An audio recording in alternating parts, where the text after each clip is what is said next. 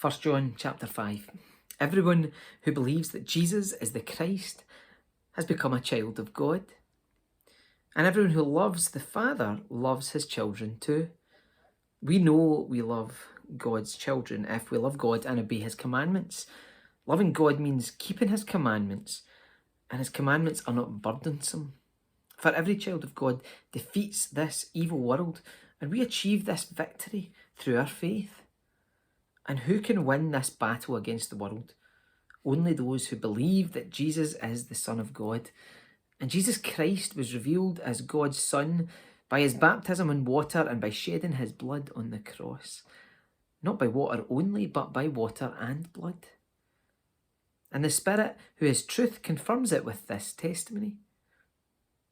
So we have these three witnesses: the Spirit, the water, and the blood, and all three agree. Since we believe human testimony, surely we can believe the greater testimony that comes from God. And God has testified about his Son.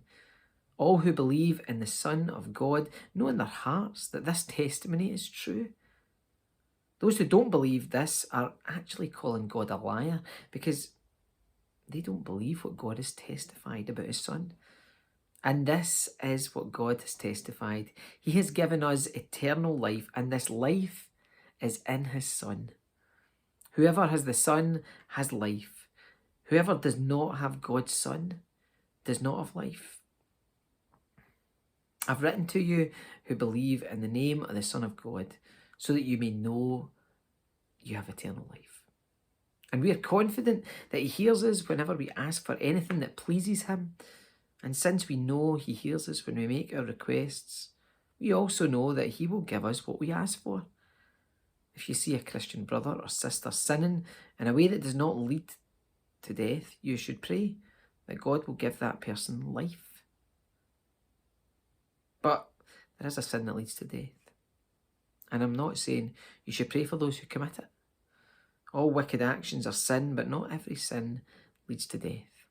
We know that God's children do not make a practice of sinning, for God's Son holds them securely and the evil one cannot touch them. We know that we are children of God and that the world around us is under the control of the evil one. And we know that the Son of God has come and he has given us understanding so that we can know the true God.